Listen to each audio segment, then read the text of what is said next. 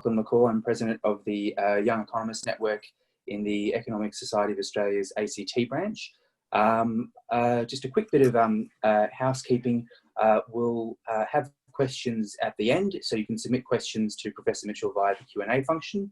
I'll just give Bill a quick introduction before handing over to him. So Bill is Emeritus Professor of Economics at the University of Newcastle, where he's also Director of the Centre for Full Employment and Equity. He's also Docent Professor in Global Political Economy at the University of Helsinki, Finland.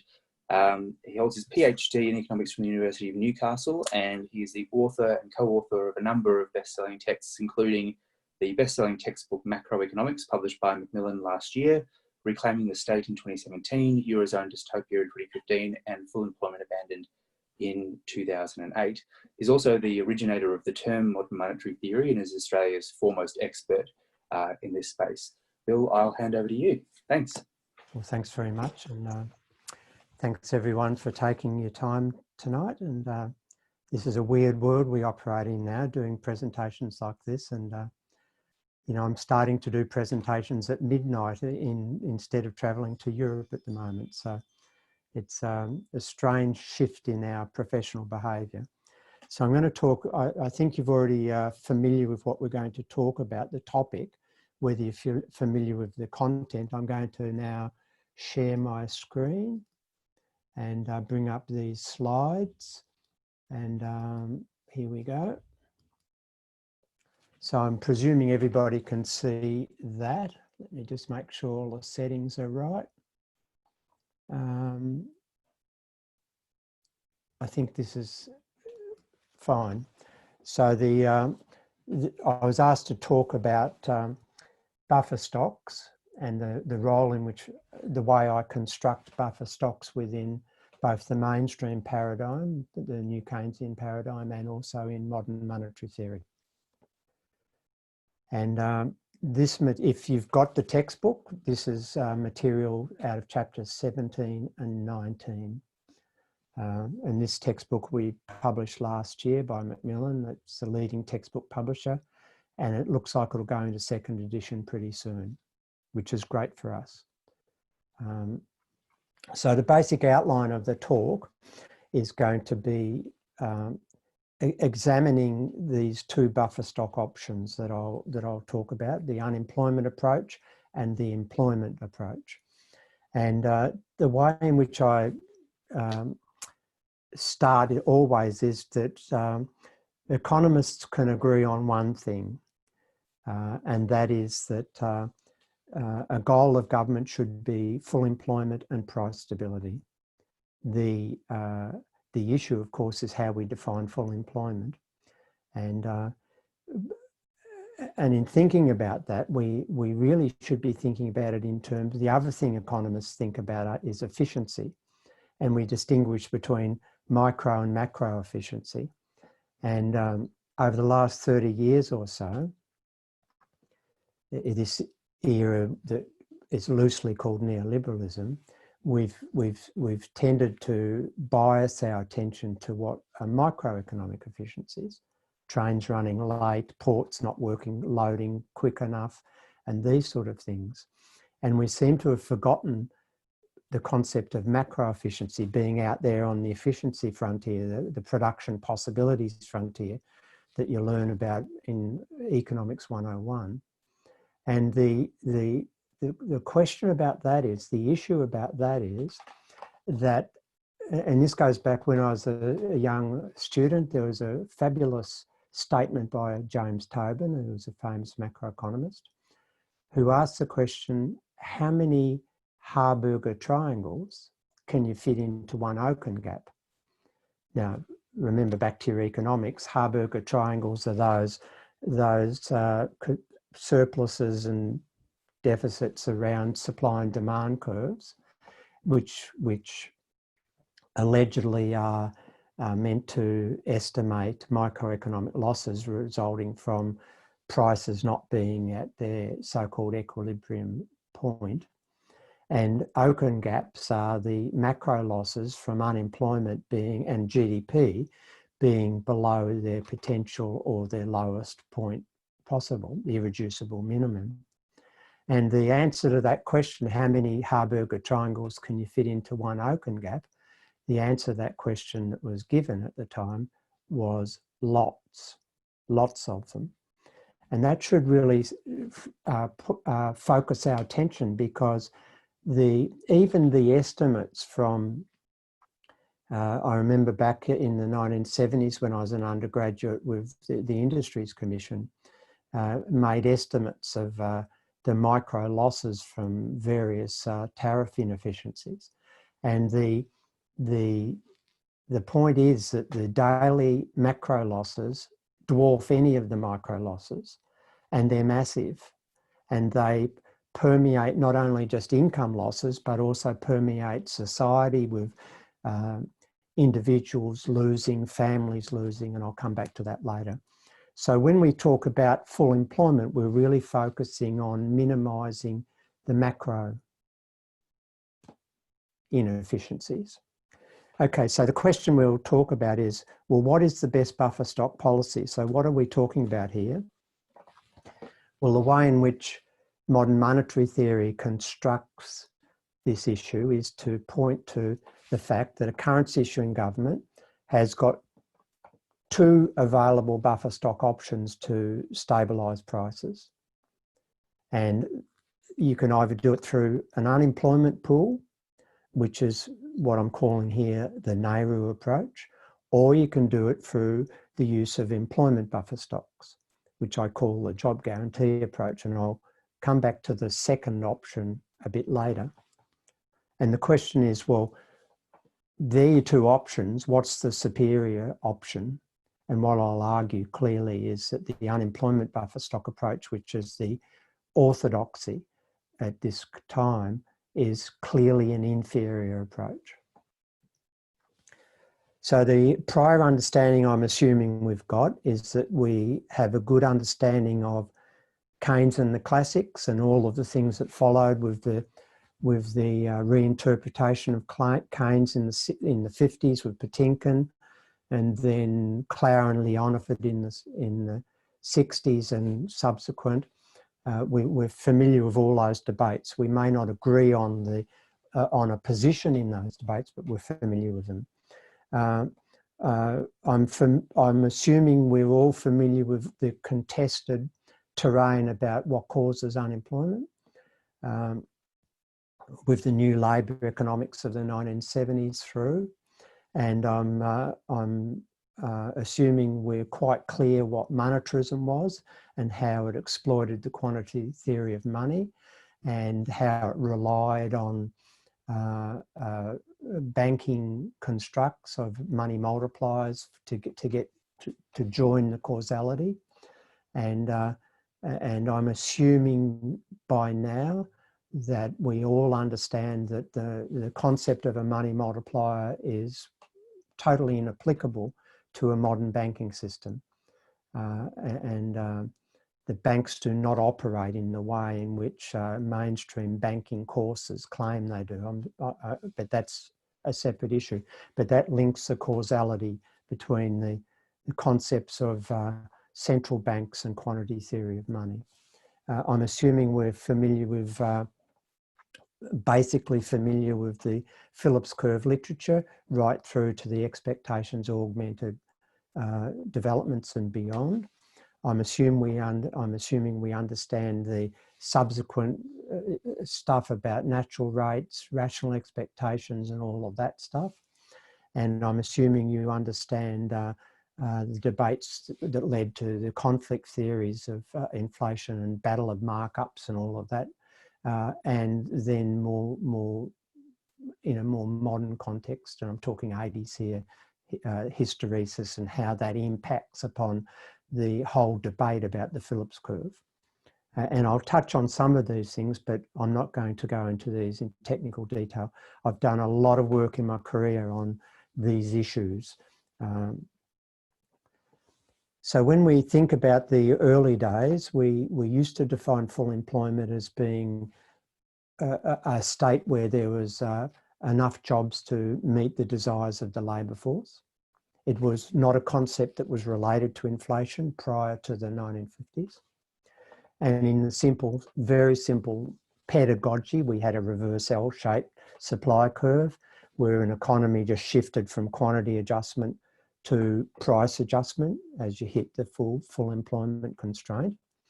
And then by the early 1950s, what we started to see were nuances on that debate, on that construct, that the corner was had a little arc because we understood that there could be sectoral bottlenecks that would be, the full employment position wouldn't coincide simultaneously in all sectors. And then the Phillips curve entered the picture. Now it's quite interesting, in my PhD work, I did a lot of work on A.J. Brown, who published a book, The Great Inflation, in the before Phillips, and really anticipated the whole Phillips expectations augmented Phillips curve literature. It was quite interesting, but he didn't really get much traction. But he had understood it all well before the mainstream literature started to publish. He was an economist at Oxford University. And the breakthrough, of course, as we all know, was 1958, the New Zealand economist. Well, he was actually a control theorist, but he drew the link between the real economy and the nominal economy. And Richard Lipsey at the time said that this was the missing equation that allowed the Keynesian framework to draw that link between the real economy and the nominal economy, between activity and price movements. And of course, the Phillips curve basically was substantiated at that time, when it first came out, as a demand pull theory of inflation, and the unemployment inflation trade-off was born. And we had this sort of construct, and young economists in the 60s, and even in the 70s, they were still employed by government departments and central banks to fresh out of their econometric programs to look into this question of the shape of the curve, the convexity and the stability of it, and the slope of it for the trade-off. And there were lots of studies at that time on social preference functions, because there was this juxtaposition between what the economy would allow by way of the structure of the economy in terms of trade-off, and what would be socially tolerable in a political, social sense. And the task then was to manoeuvre the economy to this point here, which would bring together what society wanted, more or less, with what the economy would allow in a technical sense. And this was a huge industry in that era. And at the same time, and this preceded the OPEC issue, at the same time, groups of economists were focusing on what became known as the battle of markups. And this came out of the heterodox and the Marxist and the institutional literature, and it looked at the way in which class struggle between workers and bosses over income shares was mediated by government. And so we had various mechanisms that could trigger an inflationary episode. It could come from workers pushing markups, increased real wage aspirations, and firms with price setting power resisting that, and then the real wage resistance resisting that again, and so you start to get a price spiral. And the opposite could come the other way, where business firms would try to get margin push to increase the profit share. Workers' real wage resistance would then retaliate, and so you'd get the same dynamic coming from that sort of process. And the important understanding was that, that because inflation is not just a price adjustment, it's a continuous price acceleration, you then had to get resistance from both sides and market power from both sides, price setting power from both sides, unions and firms, to get an inflationary episode. And that was the sort of first time in which we really started to think about cost push inflation in a mainstream way, even though, as I said, A.J. Brown in the 50s had clearly identified all of this. And of course, in the 70s, what became really a big issue was the triggers to the conflict.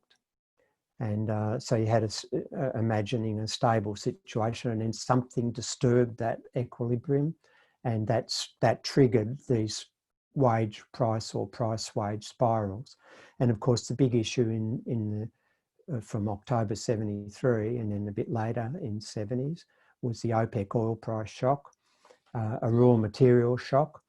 And the debate in Australia in the 70s, and this was as I was becoming an undergraduate, was all about how do we manage imported raw material shocks? Who's going to bear what institutional framework have we got to bear the real income loss? And of course, at that time, there was no institutional framework that could deal with that, and we had very rapid inflation in the 70s. And that led, of course, in the mid-70s to the wage indexation, introduction of wage indexation, and a refocusing on incomes policies as a way to batten down the supply curve, if you like.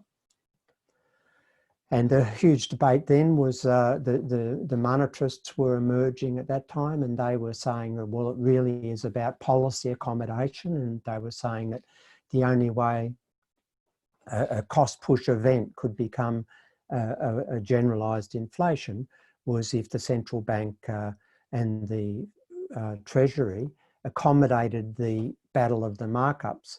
And what that meant was by not by allowing the nominal side of the economy to expand as the nominal demands on real income were expanding as a result of the battle of the markups. And the argument was that if the Treasury and the central bank did their job properly, and that meant pushing up interest rates and conditioning the longer end of the yield curve, and if the Treasury introduced contractionary fiscal policy, then the wage price spiral or the price wage spiral would quickly be stopped in its tracks, because the soft product markets that would create would prevent the markup push and bring that to a halt, and the rising unemployment in the labour market would stop the wage aspirations of unions. And the big political debates at that time were about trade union power and the role of centralised wage fixation and all of those things. And of course, what we were observing really from the late 60s was the instability of the Phillips curve. These lines here are just linear trends. Just, you know, they're not rigorous econometric equations or anything. They're just to give you an idea. But what we saw, particularly around the post-OPEC period, right across the world, was that Phillips curve relationship was shifting out, so that you had higher rates of inflation for given levels of unemployment rates, and this threw the profession into, the macroeconomists became apoplectic at this point, and were seeking to revise Phillips curve theory to explain how the curve could be shifting out, and of course that gave the entree to the work of Milton Friedman and Edmund Phelps. Friedman's 1968 presidential address to the American Economics Association had anticipated this happening. Edmund Phelps, his 1968 article had mentioned, had also had things that could be attributed to an explanation. And of course, it wasn't until the OPEC oil crisis where it really happened. And so the monetarists really achieved credibility, if you like, in a quite a based upon empirical events. But if you really understand those empirical events, they really weren't anything to do with the causalities that the monetarists were asserting. It was just a serendipitous concordance, which gave them really, in my view, unjustified credibility. But that was the big shift in the paradigm. So in my lifetime, we've had one major intellectual shift in macroeconomics, and that was when it started, and that's when it occurred.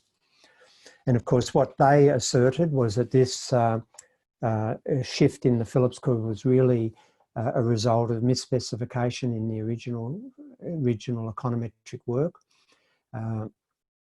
And the misspecification was that there were no expectations in inflationary expectations in the Phillips curve specification, and that they would operate and influence and determine the trajectory of price inflation independent of the state of the real economy, which was the original Phillips curve concept. And you know, there's lots of complexity we could talk about there, but the basic point that we know is that if you think about it, the ideological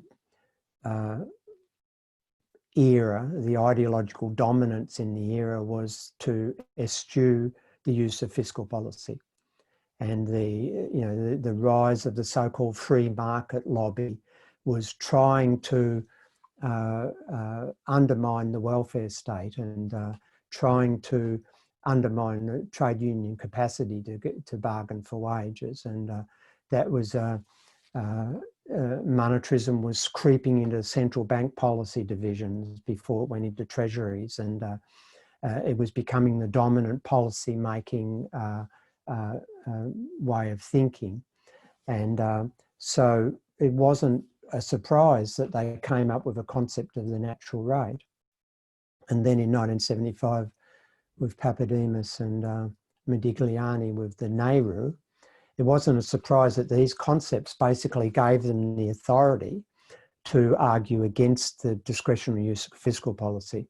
And the big debate in that era was, of course, the rules discretion debates and the time dependence type debates, and which were all intellectual tools to disabuse us of the idea that we should allow our governments to operate in a Keynesian fashion. And that the point was that the assertion was that the NAIRU was a structural artifact, and that structural artifacts by definition are invariant to the cycle, the economic cycle. In other words, invariant to shifts in aggregate spending. And as a consequence, the argument was that if the government tried to reduce the unemployment rate in the way that it used to, using fiscal intervention or lower interest rates, all that would do would, the economy would defeat the policymaker, and all that would do was to create an environment of accelerating inflation. Now that became the dominant framework. And the problem is that the NAIRU has always been conceptually fraught, and it's an unobserved, and I've spent years estimating these this is a literature that I spent years working within.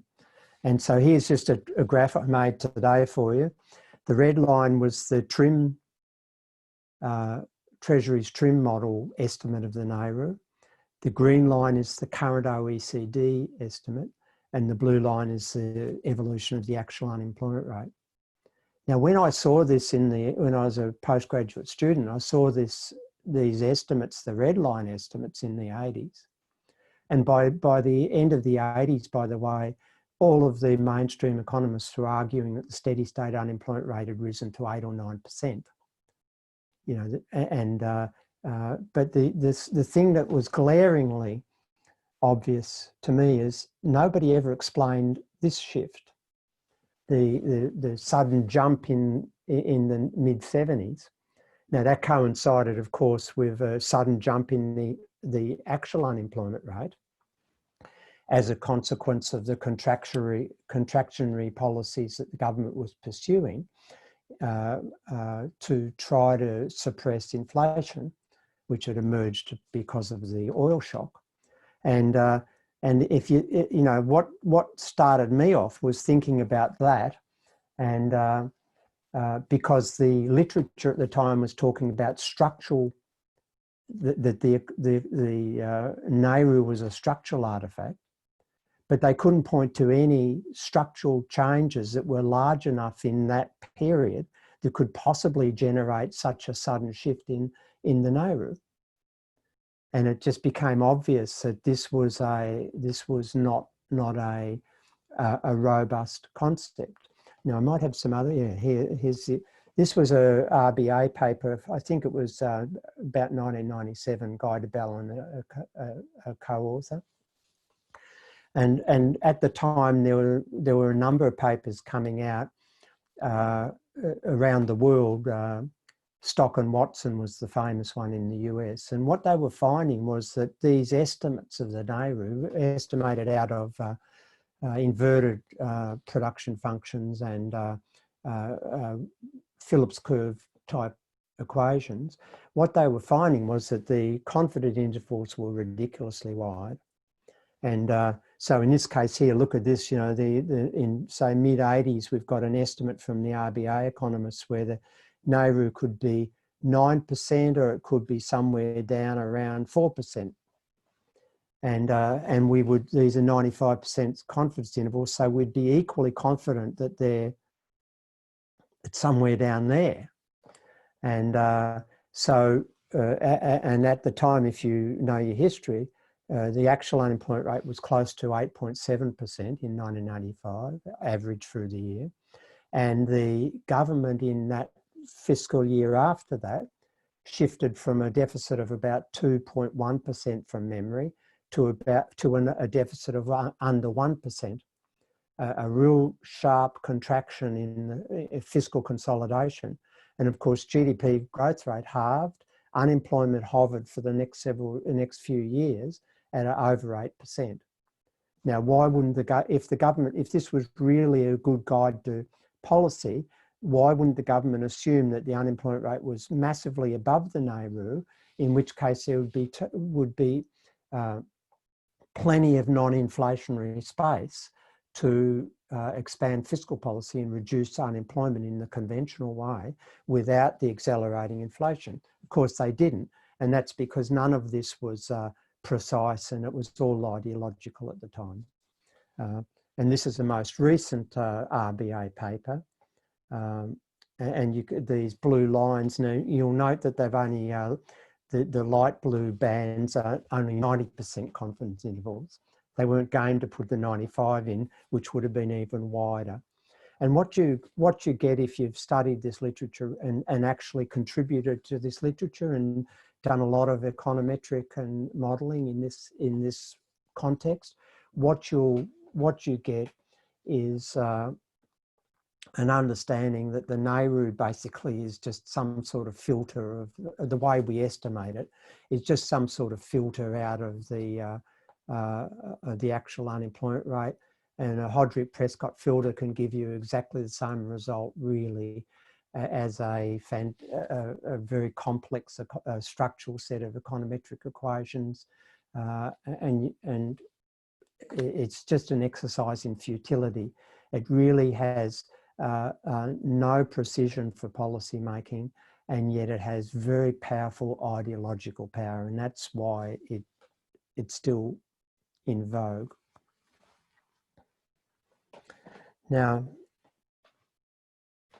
just looking at the time, we've got time. The NAIRU approach is what I call an unemployment buffer stock approach. And what happened when the NAIRU became a dominant organising construct in policy making, in central banks and treasuries and multilateral institutions like OECD and IMF, for example, was that the concept of full employment as we knew it was abandoned. And a new concept called full employability, so what I call full employability, started to emerge. And this was a major shift because prior to that, and prior to the NAIRU type mentality, unemployment had been unambiguously a policy goal because economists were interested in macro efficiency. And so the goal was to keep unemployment as low as possible. And governments in Australia nearly lost elections if the unemployment rate went above 2%. And what happened in that paradigm shift was that unemployment ceased being a target and instead became an instrument, a tool, to be manipulated by central banks and treasuries to discipline the inflationary process. And we started to talk about inflation first policy. And the problem is that using unemployment to discipline inflation is a very effective tool. You just have to drive unemployment up far enough and you'll discipline inflation. You send firms bankrupt and workers unemployed, but that stops it. And the 91 recession was really the end of that elevated period of inflation and inflation expectations arising out of the 70s from the OPEC oil crisis. And really it was the recession of 91 that cleaned out inflation and inflationary expectations. And that was no surprise. But the problem using unemployment as a policy tool rather than a target is that you incur massive daily GDP income losses. Millions of dollars a day are sacrificed by having unemployment rates at elevated levels. Now, when I say elevated, you'll say in relation to what? I'll reply, full employment benchmark. And then you'll say, what's that? And I'll say it's much lower than these NAIRU estimates. But come back to that. Not only, and think about Australia now, we've got going into this crisis, we'll find out tomorrow exactly how much has happened in the last month. But going into it, we still had 14% of our available labour force that was unemployed in some way or another, whether it's underemployed, hours loss, or a job loss for an unemployed person. So massive daily income losses. And the other problem is, and this is where, as a heterodox economist, I read a broader literature, a sociological literature, psychology, and those other social sciences. And what we know are there are huge social costs arising from mass unemployment.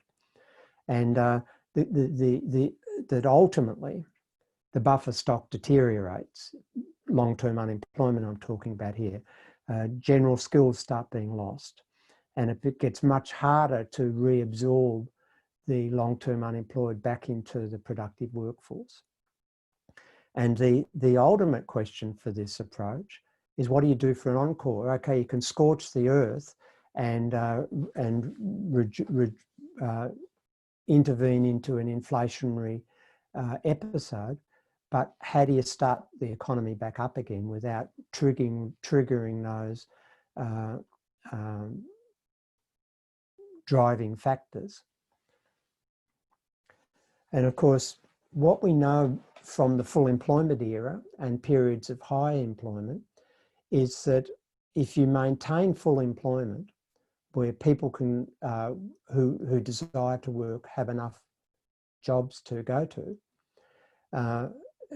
you maintain much more stable income levels and growth rates. You allow workers to avoid being dependent upon income support mechanisms of whatever variety they qualify for.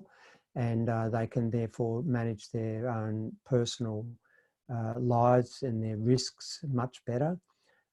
It's quite clear that psychological well-being is improved. So the government today, as I understand, appointed a new deputy health officer to examine mental health in Australia, given the massive shift in joblessness and the obvious association with loss of self-esteem, social inclusion, exclusion in that case, and all the rest of those things.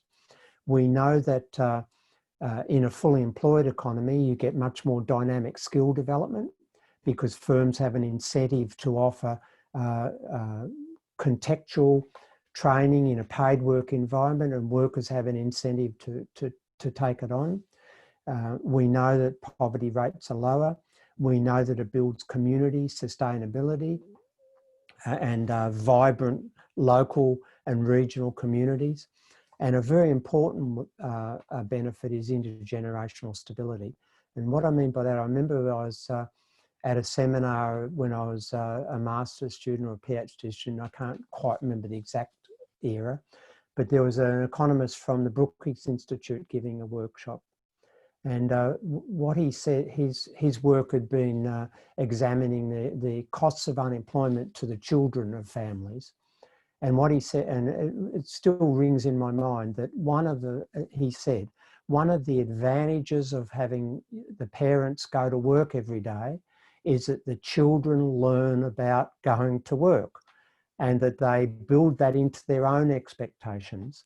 And what we know from all of the studies is that children who grow up in jobless households, particularly long-term jobless households, inherit the disadvantages of their parents, and they take those into their adult lives, and they exhibit through longitudinal studies, they exhibit job instability and lower wage outcomes and worse personal circumstances than children who grow up in families that have jobs.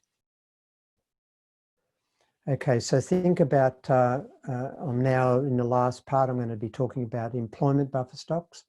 And when a modern monetary theorist, so we started modern monetary theory about 25 years ago, a couple of us, and we've built it from that upward.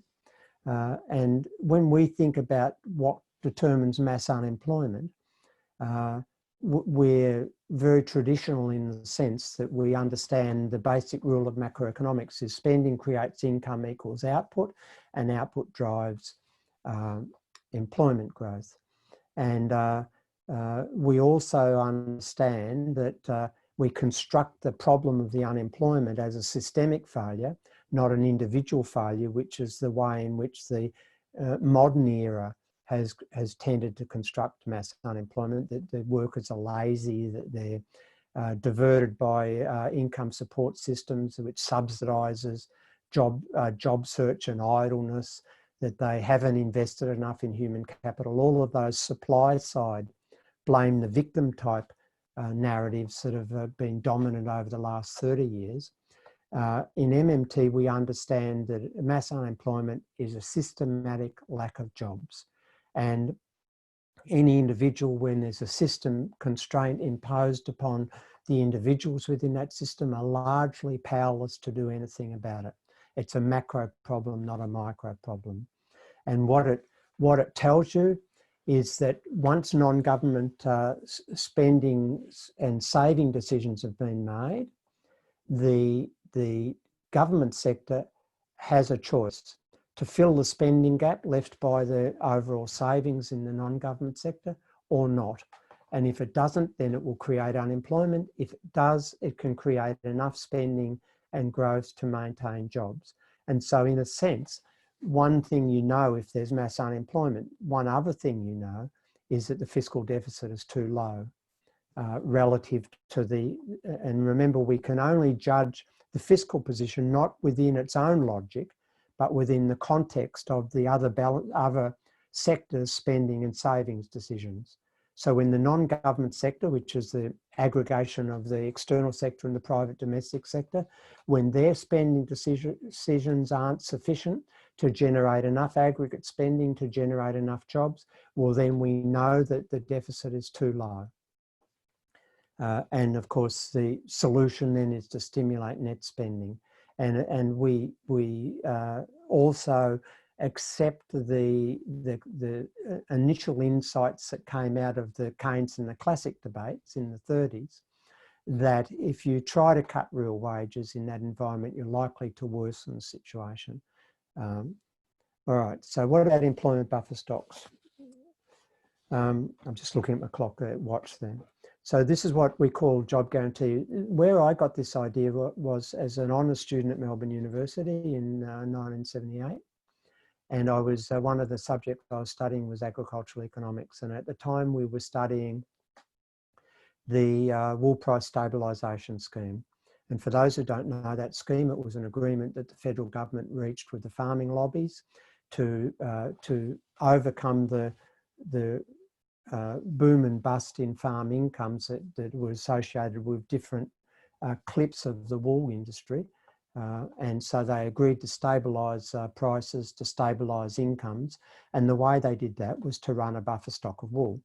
And so when the clip was very robust, which would create an excess supply, which would drive the price down in the market, then the government bought the excess and was able to maintain the price stability. And they stored for those who are old enough like me, we used to understand that all those big red brick warehouses in our suburbs, in Melbourne, for example, in Abbotsford, Collingwood, Richmond, those places. Not so much in Canberra, by the way, but in those cities, they were wool stores. They're now gentrified apartments, but that's where they stored the wool. And of course, if the clip was poor, which would create an excess demand in the market, which would drive the price up, the government stood ready to sell the buffer out of the buffer, sell the wool out of the buffer, and meet the shortfall in supply to bring the price back up to maintain the price at the stable price level. Now, I wasn't so much interested. If you think about it, 1978 was when unemployment was starting to rise. I was much more interested in labour economics and macroeconomics than I was agricultural economics. But what I understood from that mechanism, that buffer stock mechanism, that you could have a full employment strategy with the government acting as a buffer stock employer. And so when the private non-government sector's labour demand was weak because spending was weak and unemployment rose, the government could absorb all that unemployment in a job guarantee pool, and by buying it at a fixed price. And in this case, you can see I've written an inclusive, socially inclusive minimum wage. So you're buying it at the bottom of the wage distribution. And I'll come back to that in a second. And then when the economy started, confidence returned to the economy, the private sector would be able to bid that labour away from the job guarantee pool again, and by just paying higher prices or wages, whatever. And so if you think about it, the job guarantee pool becomes like an automatic stabiliser. It's an endogenous stabiliser to the cycle. Instead of and remember, we were conceiving of I was conceiving of this idea as a way of trying to overcome the dilemma of fighting inflation with unemployment, which was the dominant sort of debate and narrative in that period, late 70s. And I wanted to, because I was so concerned about the wastage of unemployment and the huge social costs and income losses, I was trying to work out ways in which a government could still maintain what I called loose full employment but discipline the inflationary process. Now, how does that work? Well, it's what I've written here, spending on a price rule. And importantly, what this buffer stock mechanism does is buys labour at a zero bid. And what I mean by that is that the unemployed have zero bid in the non-government labour market. Why? Because nobody wants their services. The firms have laid them off. There's no bid for their services. So it's very difficult to imagine if a government spends on a quantity rule, and what we mean by that is that they allocate some budget allocation and then they compete at market prices for a share of real resources, then they are not going to be able to maintain a price anchor doing that. And if they're competing with other users for real resources at market prices, well, then they're contributing to any inflationary episode that might be relevant in that period. Whereas if they bid on a price rule, they set a fixed price at the bottom end of the wage distribution, then they're not competing at market prices for labour, and that doesn't introduce any inflationary pressures. Now, the point is that then whatever the job guarantee wage is, the socially inclusive wage, that effectively becomes the price floor in the economy, the minimum wage. And of course, you know, I've done a lot of work in developing economies. I helped design the framework for the minimum wage in South Africa, for example. And the concept of minimum wage is a sociological concept rather than a capacity to pay. And then the private economy just adjusts on top of that. The way in which an employment buffer stock system creates inflation control is because imagine a traditional wage price spiral or a price wage spiral, and the unemployment buffer stock approach, the NAIRU approach, is to use unemployment as a policy tool, and that disciplines the inflationary process and unemployment rate rises. Whereas in the job guarantee world and employment buffer stock world, the government uses its fiscal capacity and shifts workers from the inflating sector into the job guarantee sector. And so you get a buffer employment ratio rising, and of course that disciplines eventually that disciplines the inflationary process. And the advantages of that, though, are you don't force people into skill atrophy and social alienation into the unemployment buffer pool. You basically can maintain most of the effective characteristics of the labour supply in that way. And some of the micro benefits: reduces business hiring costs. It's much easier to hire a worker who's still going to work and what have you. It reinforces the intergenerational advantage. Kids don't really know whether their parents are working as a checkout operator in Coles or in a job guarantee job doing community work or whatever. It's very flexible. I've done a lot of work with mental health authorities where the problem with youth with episodic illnesses, where the problem for them is that their illnesses tend to come at the end of their high school, their secondary school, and they get a massive dislocation with the pathway from work to school to work, and they really never recover from that unless there's an early intervention. And what we've been able to do is design work structures where young people who have episodic illnesses can work when they're clear of mind, and when they're having an episodic illness, they can get clinical support, and that clinical support is built into the job. So, and private employers won't go near that sort of flexibility and that sort of construction, employment type structure and design. And so that's a great example of how a public sector job creation scheme under a job guarantee can provide, you know, fantastic benefits for disadvantaged groups. Spatial advantages: it takes the jobs where the social settlement is. So, you know, what we're seeing in regional areas of Australia are hollowing out of the skill structures there. Young people are deserting those cities, going into the congestion into the main cities, Sydney, Melbourne, what have you. And the critical mass in the regional centres is starting to deteriorate, has been for some years, and then they start losing services like dentists and doctors, and life falls apart. And job guarantee can be green. You can make the jobs criteria green.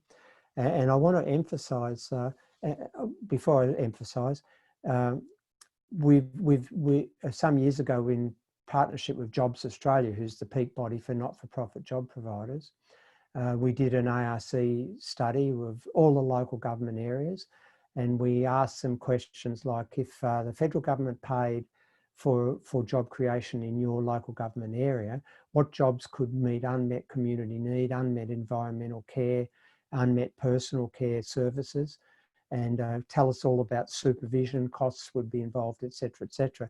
We came up with hundreds of thousands of jobs. Now, what I want to and I can talk about what sort of jobs, but that report's available on the Coffee website, fullemployment.net, and you know, it's a 300-page report on all of this stuff.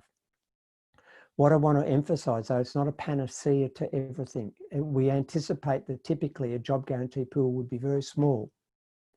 And it's not, and I don't like a lot of progressives sort of, whenever the unemployment arises, they just whip out job guarantee as a solution. It's not a solution to mass unemployment.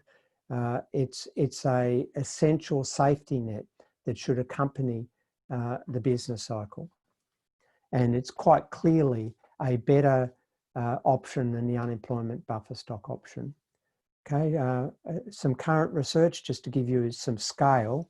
We looked at how we could reduce the unemployment rate 6 percentage points, 10% to 4%. Those figures were that the Treasury's saying the unemployment rate will be 10% by June, and 4% was where we were before we went into the global financial crisis in February 2008.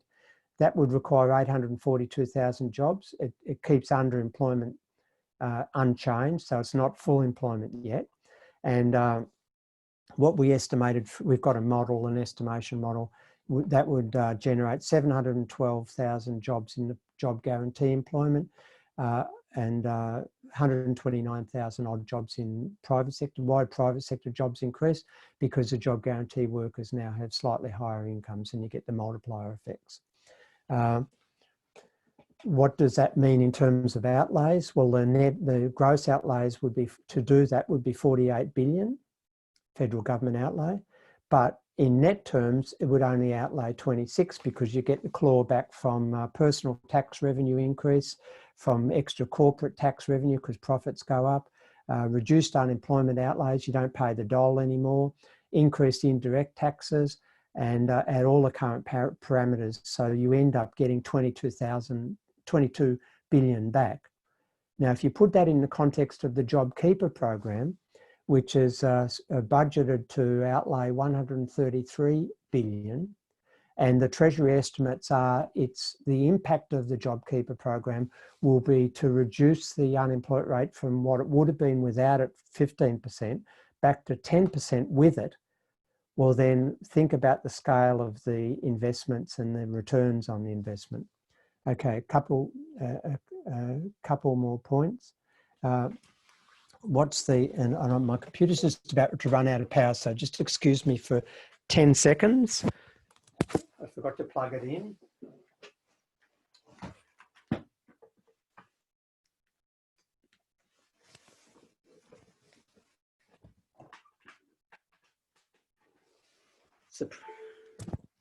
It's the problem of doing these shows, isn't it? You forget something.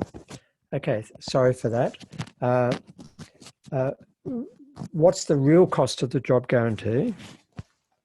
And this is where MMT is very different from the way in which mainstream economists talk. Clearly that 28 billion will go typed into some fiscal statement, but that's not the cost at all of the program. And we've become obsessed with numbers in fiscal statements, in budgets and MyEFO statements and what have you.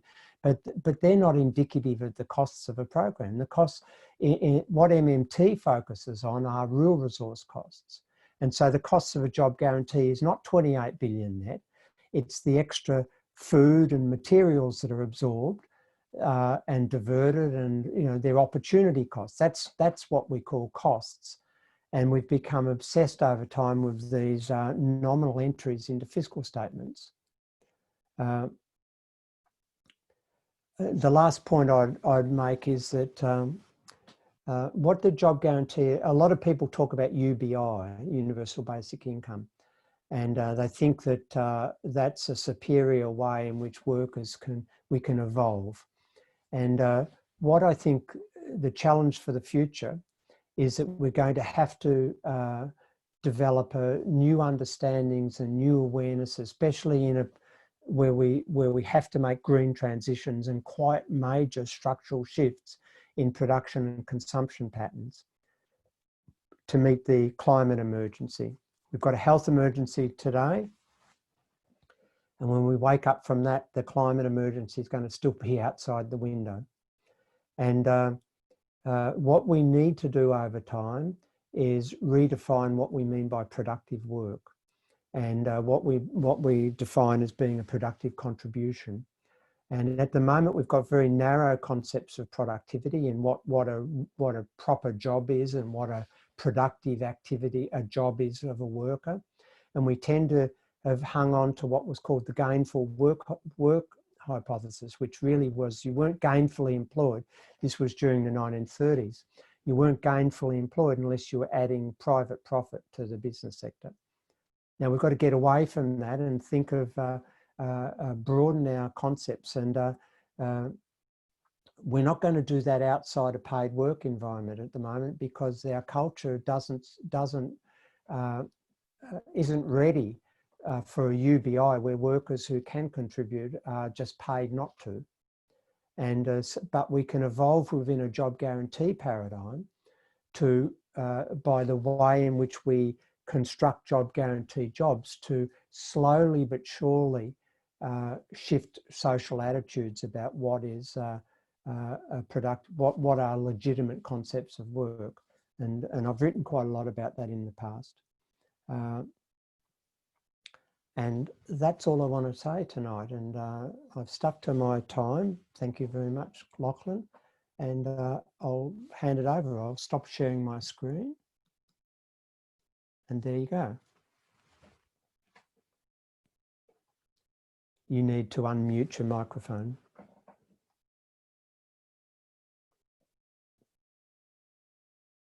Lachlan, you need to unmute your microphone. Yeah, there we go. Thanks, Bill.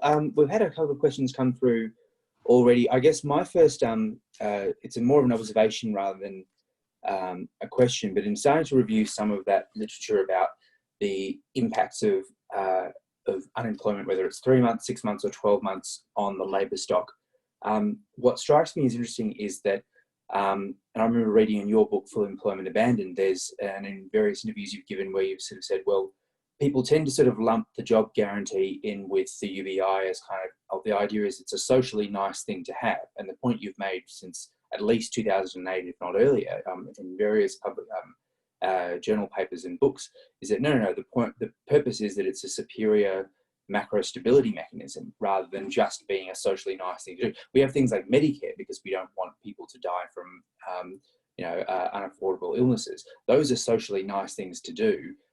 Providing the right automatic fiscal stabiliser is a better thing to do. But something that struck me is that to a large extent, looking at things like, I think in 2014, 2015, the Australian New Zealand Journal of Psychiatry came out with some research saying that unemployed men are 4 times more likely to die by suicide than employed men.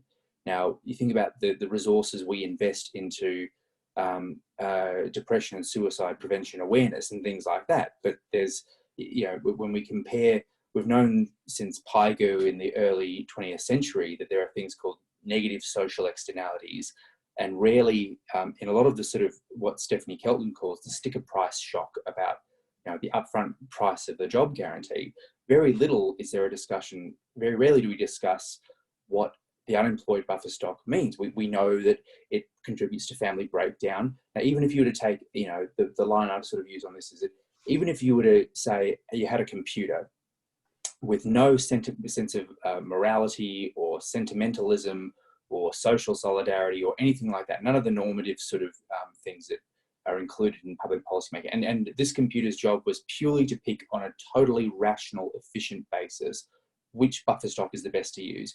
Well, as you alluded to, the buffer stock contributes to things like, so the unemployed buffer stock contributes to not just skills atrophy, not just to a deterioration in job readiness, it also contributes to family breakdown, which is incredibly expensive. Divorce lawyers are very expensive. It contributes to alcohol and substance abuse. Those are incredibly expensive costs. The current Secretary of the Treasury, the new Treasury Secretary, Stephen Kennedy, he wrote as a former nurse his economics PhD on the public health impacts of unemployment. Those costs all show up on constrained state government budgets. There's a huge amount of what I find really fascinating is we've been trained, particularly as microeconomists for over 100 years, to think about the total costs and the externalities. And yet so often I see the employment buffer stock knocked back because people just point to the sticker price, and I go, well, hang on, if you add up the costs of running the prisons, the costs of the family breakdowns, the additional costs in physical and mental health, and the thing that obsesses us as microeconomists, labour productivity, someone who's been out of work for 6 months tries to return to work and they're significantly less job ready than they otherwise would be. Why do you think it is that in the debate between unemployed and employed buffer stocks, so many of the externality related costs of the unemployed buffer stock don't get factored into the discussion? Well, I'll make a couple of points. The first one is when I was developing this stuff, as I said, in the late 70s as a graduate student, as an honours student, then into my graduate studies, the big issue was inflation and unemployment. And I was my early contributions in my doctoral studies, and that was hysteresis. And I was looking at, I had background in mathematics and econometrics and statistics, and I was really interested in stress testing that whole Phillips Curve framework. And I couldn't accept that we had a vertical long-run Phillips Curve that precluded any use of fiscal intervention. And, it was almost obscene to me that mainstream economists would say that the steady state unemployment rate was 8 or 9%, when a few years earlier, full employment was able to have 2% unemployment rate. So my work, but equally I understood that the price stability was a desirable macroeconomic attainment. And so my early work as a young academic, from postgraduate through to my early days as a tenured lecturer and senior lecturer, was in that area. I was interested in creating price stability and full employment frameworks and working out ways to do it. And so the job guarantee, we talk about flattening the curve now, but I believe I flattened the curve in that era, and it was the Phillips curve we were flattening. Because if you think about a job guarantee, it allows the government basically to have their cake and eat it. They can have loose full employment. Now, when I say loose full employment, we're understanding that it's not going to be skills matched solutions to structural unemployment. So workers who lose their jobs as civil engineers who desperately want to work for a while until civil engineering comes back might do jobs doing parks and gardens, for example. And they'll be structurally, they'll be underemployed, but they will have a job and income stability. So what we were doing in that work in that era was about flattening the Phillips curve and giving the government room, fiscal space in which it could reduce the ravages of unemployment, which by then was significant, without exacerbating the inflation cycle. So in that context, I don't even the way I started thinking about it was that it wasn't a job creation program, because, you know, earlier in the Keynesian era, and certainly in the 70s, we had job creation programs. You know, whenever there was a downward turn in the cycle, governments would introduce direct job creation, which was sensible. But by the 70s, we had to deal with job creation within an anti-inflationary context. So that's why I call the job guarantee a macro stability framework. You've got two choices. You can have an unemployment buffer stock, or you can have an employment buffer stock. And just in narrow efficiency terms, which one's better? Well, it's obvious which one's better. Now, then to expand on what you said, then if you think about the quote I said about how many Harburger triangles do you fit into an Oaken gap? Well, that's a very narrow concept of inefficiency, the Oaken gap. Now, the daily losses of unemployment are millions of dollars a day, and they accumulate, never to be regained. That's their deadweight losses of income permanently lost for the economy, and they quickly become billions, and that's happening every single day.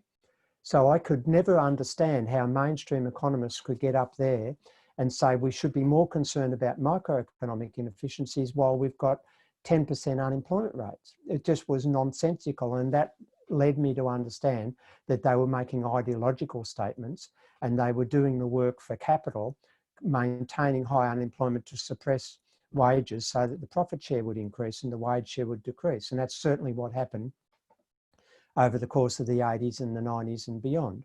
Now, then you go, if you're a progressive economist, you don't just read economics, you read the social sciences. Now, that's not a common thing for economists. Economists, studies have done cross-citation studies, and economists are the worst discipline in citing other social science disciplines. But we're meant to be a human science. And so, you know, I read a lot of social psychology, a lot of psychiatric literature, a lot of sociology and anthropology, and you quickly understand, as you made the point, is that there's dramatic social losses arising from mass unemployment, all the things you mentioned. And so you add them into the Oaken gaps, and you couldn't possibly maintain a straight face and say that an unemployment buffer stock is a superior way of minimising the losses of an economic cycle than an employment buffer stock. You just couldn't make that argument.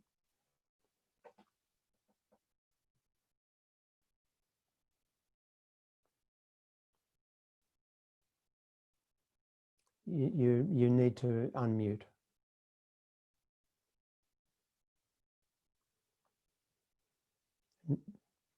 You need to unmute. There we go. Okay. We'll jump to I'll throw to questions in a second. Just a quick observation. It struck me in reading some of your work in that the comparison between the unemployed and the employed buffer stock. We would never do this with capital resources. That is to say, during a period where, say, firm sales decline and the firm realizes that it has more capital resources than it needs, the firm doesn't roll its capital equipment out into the open air and just dump it by the side of the road, exposed to the elements, exposed to all kind of deterioration and degradation and depreciation and so on, and then go, well, look, in 3 to 6 to 12 months' time, we'll just come back and pick it up where we left it. We don't do that because we understand that you actually need to maintain and properly take care of, even if you were to take a completely kind of amoral, almost sort of sociopathic approach and just ignore the fact that labour resources are human beings and not equipment. But we would never treat our equipment the way we treat our labour resources. We'd probably maintain them during periods of idleness because we don't want, driven purely by self-interest, we don't want their productive capacity to decline through decay and deterioration. But you know, from the research that you were citing earlier, we allow our labour resources, we allow labour resources out to the curb and leave them there for 3, 6, 12 months until we come back. And the fact that in the interim, you know, the labour equivalent of the rain and the water getting in the circuitry and all sorts of stuff, and the deterioration of labour productivity, you know, as microeconomists, we are obsessed with labour productivity, and yet the maintenance of an unemployment buffer stock is a massive cost to labour productivity. I might flip over to the Q&A section. Bill, if you'd like to choose, there are various different questions. Some are about broad MMT and the operations of fiscal policy. Others are about obsessions with the budget surplus. Others are about concerning the nature of inflation, the difference between a jobs guarantee and work for the dole. So I'll let you go from there and pick which questions you want to start with. Well, at the moment, the chat hasn't come through. Okay. Would you like me to? I'll read the top question for you. Yeah, the first question we had was the RBA currently monetises $1 to $2 billion of government spending per year via seniorage. How much should it monetise? The RBA, the federal government should stop issuing debt completely. And if you go back to the Costello era, and they were ideologically driven to run budget surpluses, fiscal surpluses, and by the end of the century, the government bond market had become very thin because they weren't rolling over debt that matured. And now, who do you think complained about that? Well, who complained about that were Sydney Futures Exchange and the big investment bankers. And the government set up a Commonwealth Treasury debt inquiry, which I was an expert witness. I was the only expert witness with Warren Mosley. We wrote a joint submission that argued the government should just stop issuing debt altogether.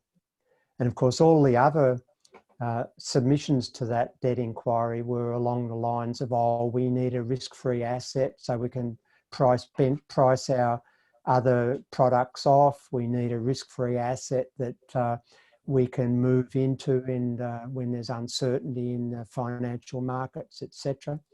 And what you learnt from that is that the government debt markets is just really an elaborate and expensive corporate welfare system that it provides a risk-free government asset, which is Australian government bonds are risk-free.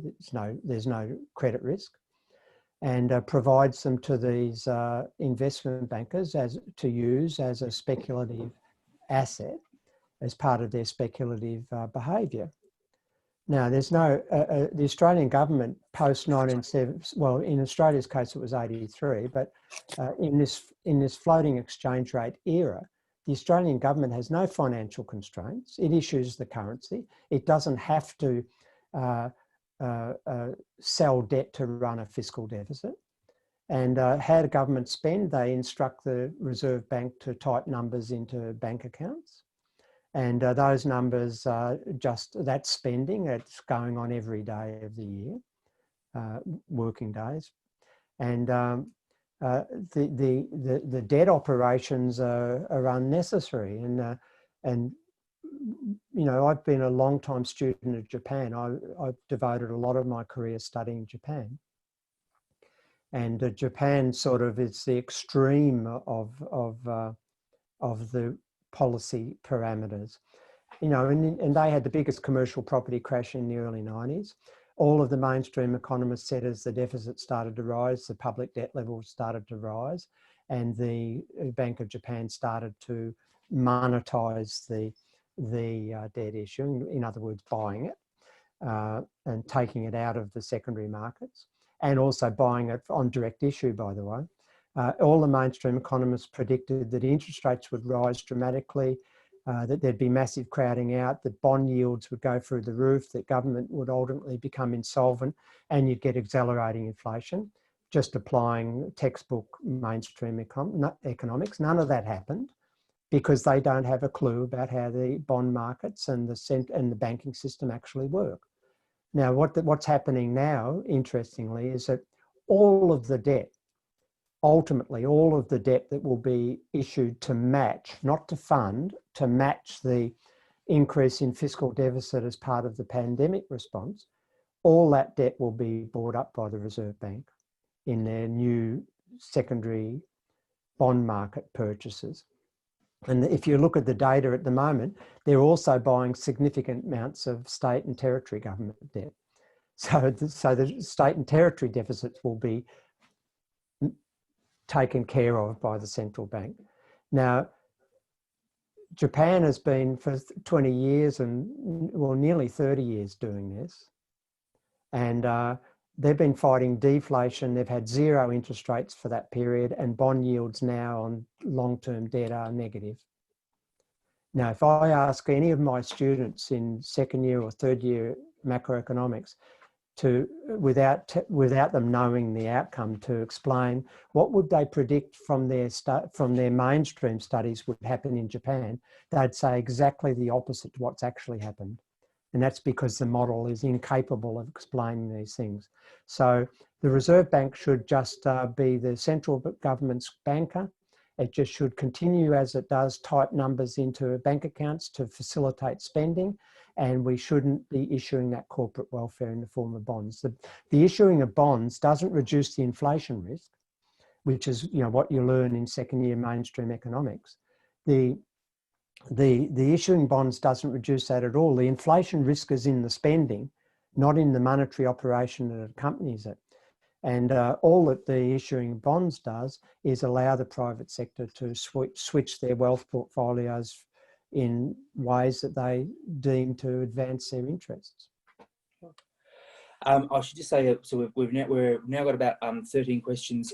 Bill, what we did with our first event is if we're questions we ran out of time to ask, we sort of did as questions on notice, so we can flick you some questions in writing if you'd like to sort of respond to ones we don't get time to. So I might be sort of take host's prerogative here in sort of getting to some of the more technical questions. So an academic from the ANU asks, can you comment on why inflation has been so low in Australia since 2008? What are the major drivers of inflation in Australia, and what does the Phillips curve look like for Australia post 2008?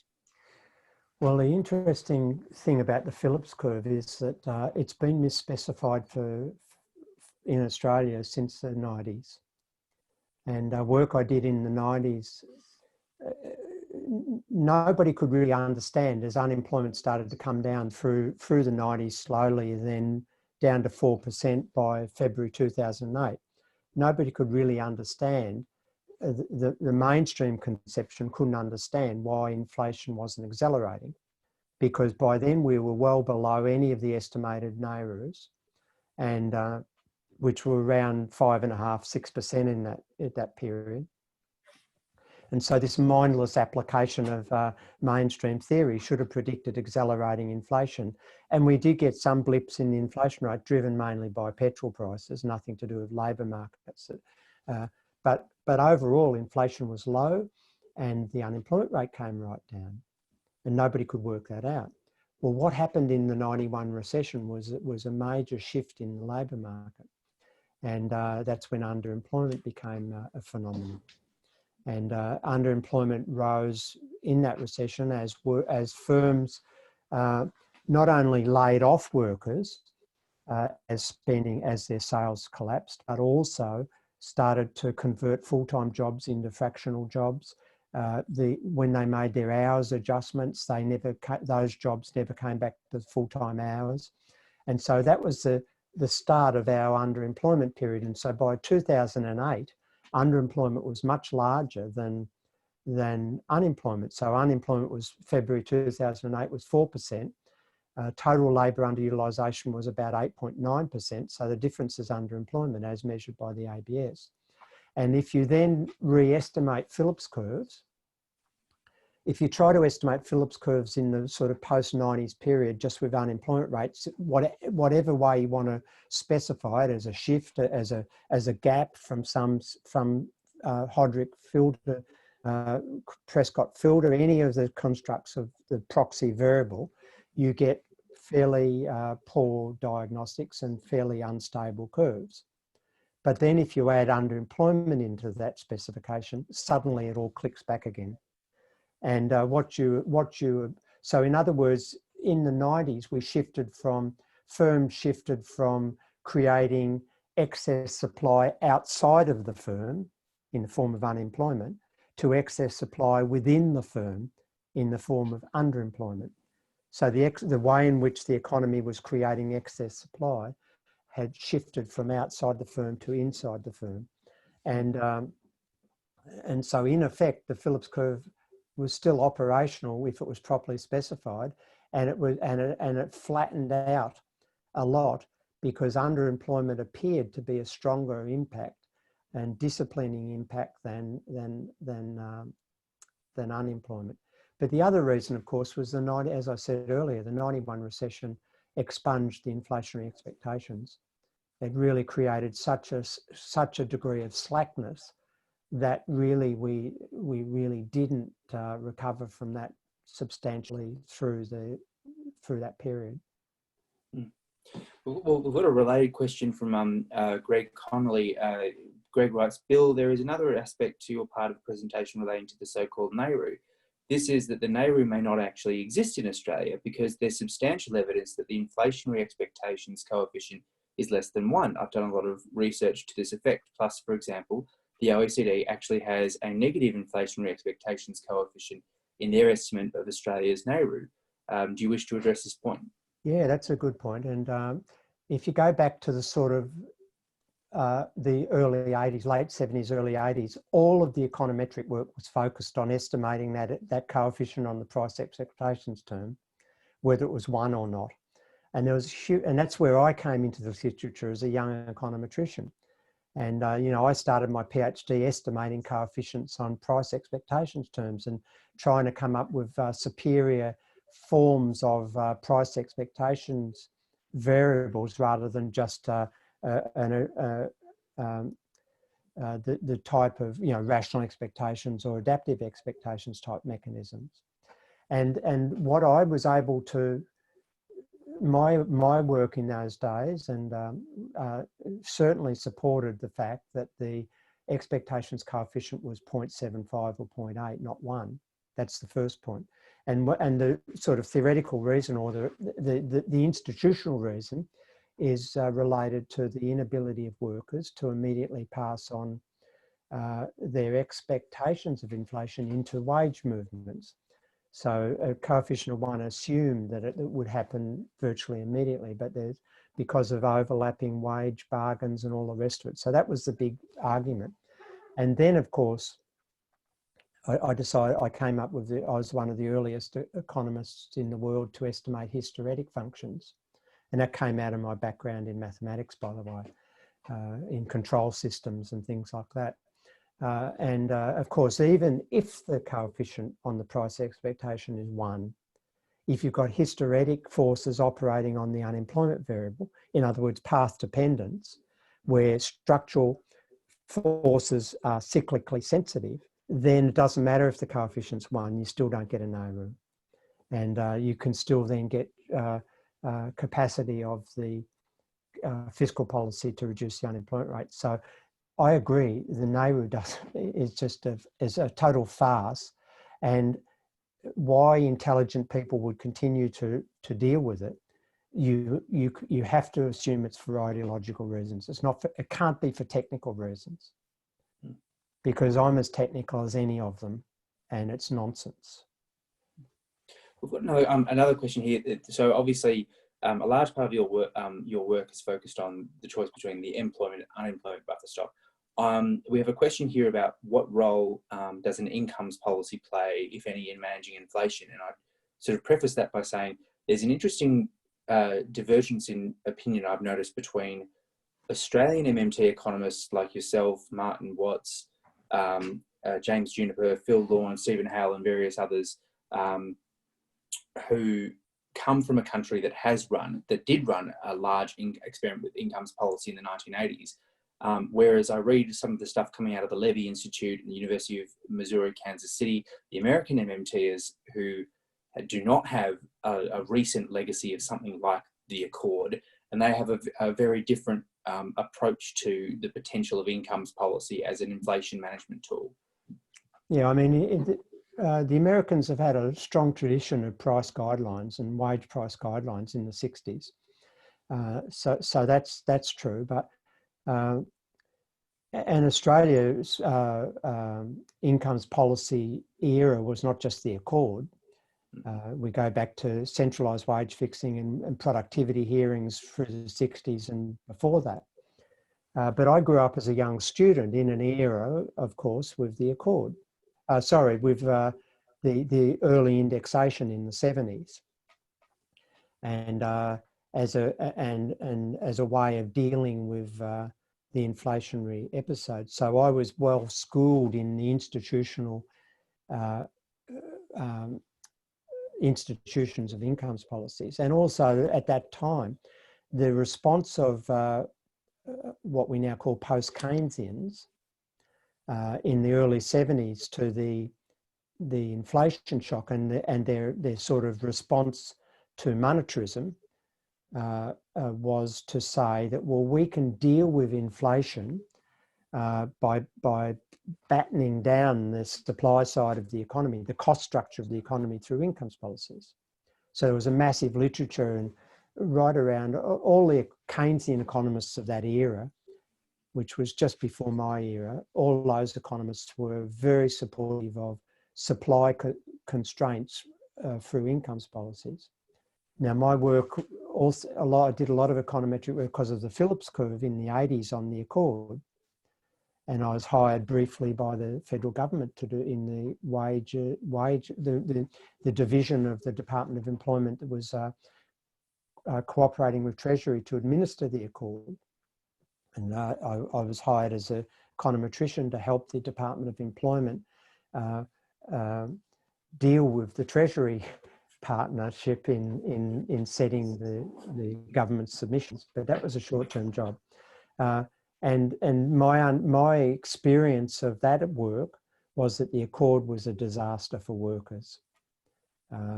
Initially, Hawke government had determined that they would have a prices and incomes accord, and they sought an agreement from business lobbies to agree to a change in the constitution to allow the federal government to have price controls as well as wage controls, because within the constitution, only wages come under the purview of the federal government. And the business lobby abandoned that idea. They said no. And so the prices and incomes accord basically became a wages policy. And it became a policy that would cut real wages. The business sector had convinced the Keating and Hawke that if they engineered a wage guidelines that would reduce real wages, the business sector would invest again, and they would, in other words, if you redistributed income towards profits, you'd get that back in investment. Well, the redistribution occurred, sure enough, but the business investment didn't come. And ultimately what the Accord did was, through the centralised way of operating, also created long-term damage to the shop floor bargaining capacity of the union movement, because the shop stewards were now taken out. So Bill Kelty was the boss of the bargaining, and the shop stewards were taken out of and lost their capacities. And so in my view, the Accord was an extremely damaging episode for the trade union movement, for workers in general. That redistribution of income never has come back. And we've now got, we go into this crisis with 14% underemployment, flat real wages, and nothing to show for it. And so my early embrace of incomes policies is no longer held. We've got time for just one more question. There have been a few more questions, technical questions about the Phillips curve, but just because we've covered that, we might put those ones on notice. I'll combine two questions here. One from Dr. Marsha Keegan on what's the substantive difference between the job guarantee and work for the dole. And another is from an anonymous attendee is, will a job guarantee be stigmatised in the workforce, e.g. people who take it will be seen to be unable to get a real job which has higher standards, some in a similar way to the way in which people who are unemployed are sort of stigmatised in the labour market? Yeah, they're very good questions. The answer, what was the first question again? The first is, what's the difference between job guarantee and work for the dole? And that kind of then leads to, what's the difference between... Look, work for the dole, I mean, if you go back to Senate estimates, you'll see that the Department of Employment admitted that work for the dole was a compliance measure. It wasn't intended to help the workers. It was intended to, it was sort of like a Shylock type issue. It was to make them do something, this mutual reciprocal obligation concept that John Howard introduced. Work for the dole is a nasty system that imposes hardship on workers. It doesn't lead to any specific skill development. It doesn't provide sustained pathways back into productive work. It undermines job structures that are already there, and it forces workers to work for below award wages while they're working. And it's not a right of citizenship, whereas my job guarantee becomes a right of citizenship, that the government has an obligation, and it has those obligations under all the international treaties it signed up to under human rights and international labour treaties on their obligations. They've got an obligation to create enough jobs, and the job guarantee isn't a program that disappears. It's any worker, any time, can go down to the job guarantee office and get a job at a socially inclusive minimum wage, not a poverty rate below award wage workfare type wage. And they will be seen to be doing productive work that adds value to their communities and to our natural environment and what have you. And a job guarantee worker can stay in that job as long as they like, but most won't. And within that job guarantee job, they could make a submission to do skill development and if they wanted to, and develop further skills. You can't do that in work for the dole. And so it's not a compliance method. It's a stability framework that has massive advantages to workers. Now, would it become stigmatised? Probably. But no more than children in streets screaming dole bludger as an unemployed person walks by during the day. And the point is, and I made this about providing transitions in our understanding of what productivity and productive activity is. The job guarantee allows us, through social changes come through education, and our attitudes about work come through a combined programs of education and doing. And if we've got, let's take an extreme example as a final shock to your audience.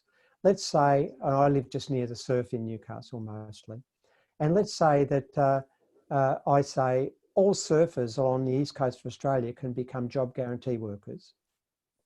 Now, what would they do? They'd go surfing. What else might they do? Well, they would be required as part of their job to take water safety lessons for school children. What's a major problem in Australia during the summer? People drowning.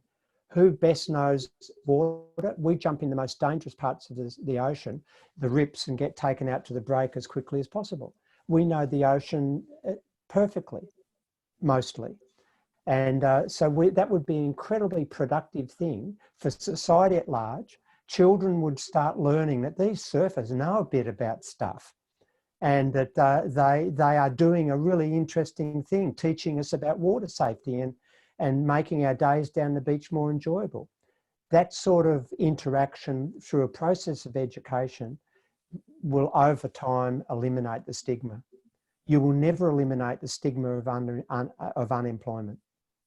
It's impossible to eliminate that stigma. So let me just also close by saying that while you've offered that I'll answer a lot of email questions.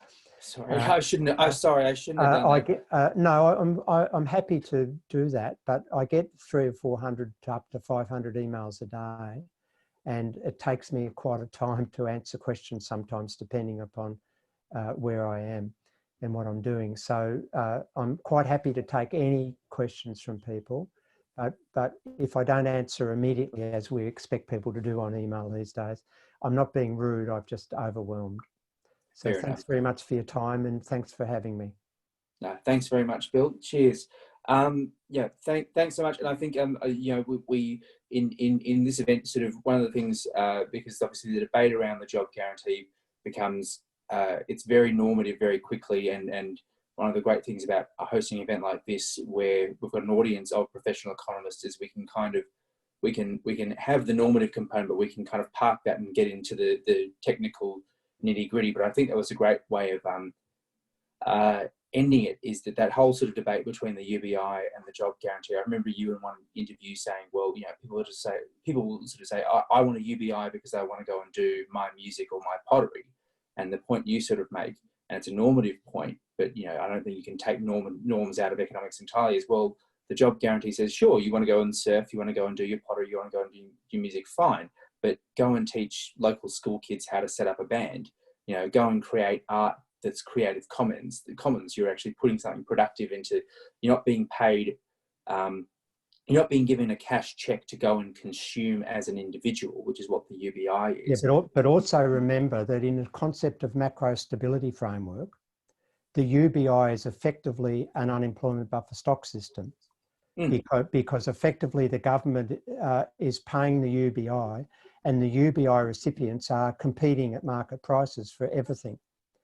So if there is an inflationary spiral, you'll get the unemployment buffer stock rising. Yeah. Now, it mightn't be the UBIers that become unemployed, but some other person is going to become unemployed. Yeah, and that's the difference between the two schemes at a technical level. Forget all the bleeding heart stuff.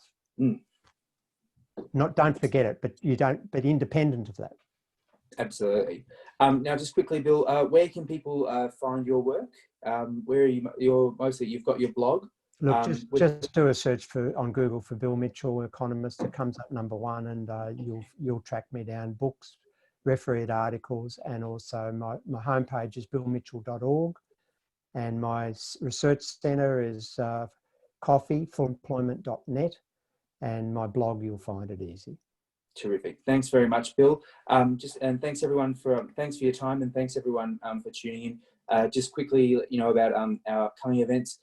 We're going sort of all over the spectrum. We're doing an introduction to Austrian school economics next Wednesday, and in mid-June we've got Professor Tony Macon, the author of The Limits of Fiscal Policy, coming to give the new classical view on contemporary fiscal policy. So please register if you can. Thanks very much. Thanks everyone. Thanks for tuning in, and hopefully see you at the next event. Cheers. Bye.